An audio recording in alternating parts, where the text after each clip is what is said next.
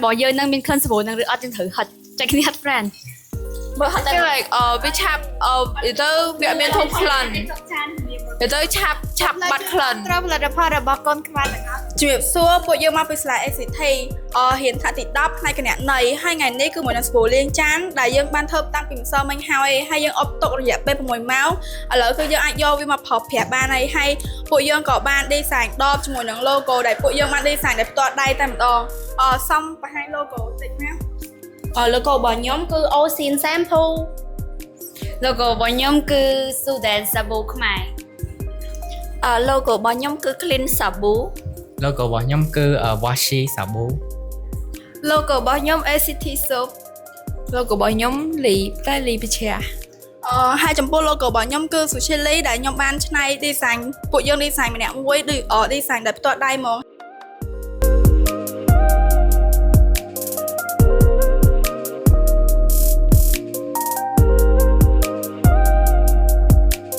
ផលិតផលនេះគឺជាផលិតផលរបស់កូនខ្មែរអញ្ចឹងសូមឲ្យពុកម៉ែបងប្អូនជួយគាំទ្របើសិនជាមានលក់នៅលើទីផ្សារអរគុណជម្រាបលា